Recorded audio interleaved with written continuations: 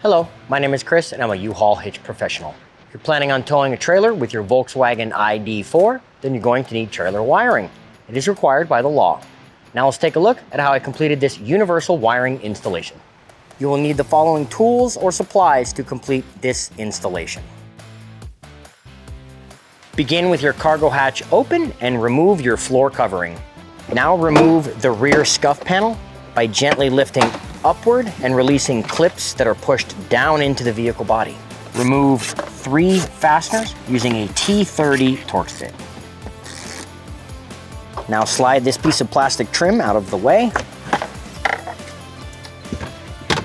Now remove the side trim to gain access to the taillight wires.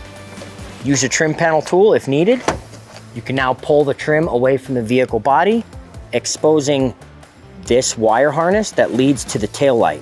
We will need to open this up to begin wire testing. Now repeat for the other side.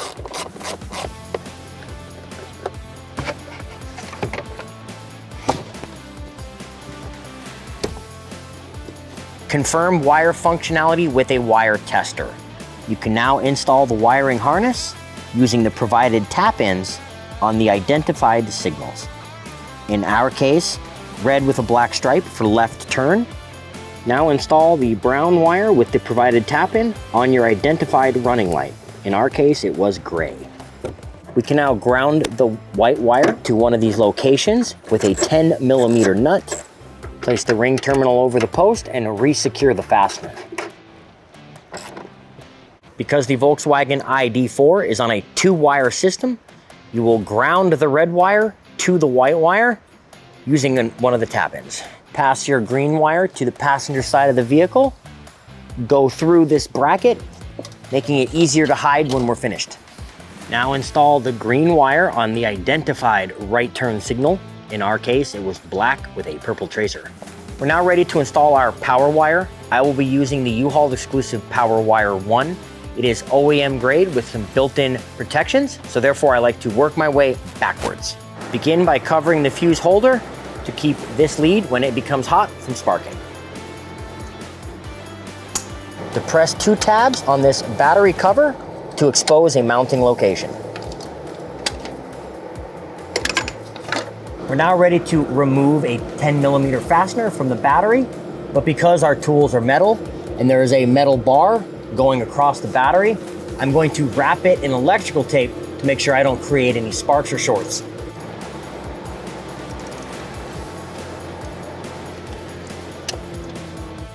Now place on your ring terminal. Cut a small passage for your wire. Now replace the cover. We're now going to pass a fishing pole to the underside of the vehicle in order to retrieve the Power Wire 1 and bring it back up. We're going to use this area here, as I can see daylight past the engine and high voltage wires. Do be sure you do not snag on anything. There is a small trim cover just forward of the battery. We want to remove 2 trim clips to pass the power wire through here to where the fishing pole came out. There is a cooling fan right here, so we are not going to install the wire coming through here. Let's now pass it back towards the battery by going underneath this plastic. Connect the power wire to the fuse holder.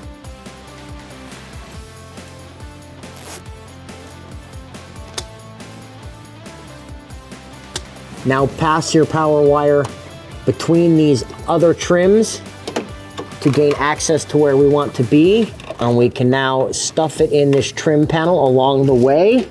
In front of the rear driver's side tire, I'm going to release a couple of fasteners with my T25 Torx bit in order to finish routing the power wire above these panels and keep it away from the tire. Now I need to pass the power wire over these control arms. I also need to make sure we avoid the drive motor, but there is some orange high voltage wires up there. We should be able to follow them past everything so we can get it over here underneath our converter box. You will now be able to pass the power wire into the vehicle at this location. Push this grommet into the vehicle, pass the power wire in, You can now retrieve your grommet and your power wire. You can now drill a hole in your grommet using a 3/16 drill bit.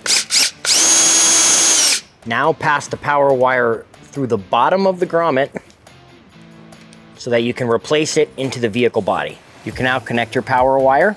I'm going to use a heat shrink butt connector that is not included with the kit. I'm now going to use some electrical tape to secure my tap-ins and clean up the wiring before zip tying it and hiding the converter box. Use the provided double-sided sticky tape to secure the converter box somewhere behind the trim. I'm now going to replace this passenger side trim so we can secure the green wire using zip ties to an existing electrical wire. With everything installed, let's install our 10 amp fuse so we can test our wiring and make sure everything is connected properly. If you prefer to keep the 4-flat connector in the vehicle and pass it out to the trailer, that is okay. Our customer, however, wants it on a bracket, so let me go ahead and show you how we're going to pass this back through that grommet. Cut the grommet, and you can slide it over your power wire and 4-flat wire.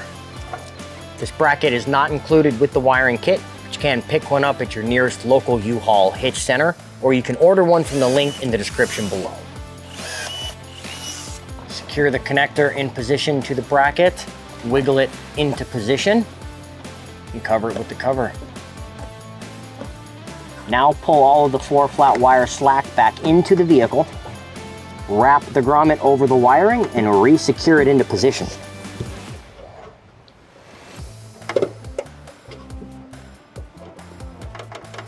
We're now going to use some zip ties to secure the wiring back there, mainly the power wire and 4-flat. I want to make sure they don't fall out of that grommet in the future. You can now reinstall all the trim and fasteners.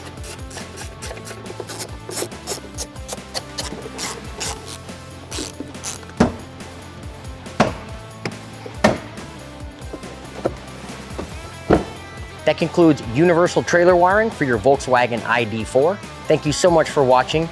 Please remember to practice safe trailering, and I can't wait to see you out there. If you have any questions about the products seen in this video, or if you'd like to schedule an installation with your local U-Haul hitch professional, please visit us online at uhaulhitches.com. You can even download the U-Haul app using the link in the description for even more ways to manage your hitch and towing needs.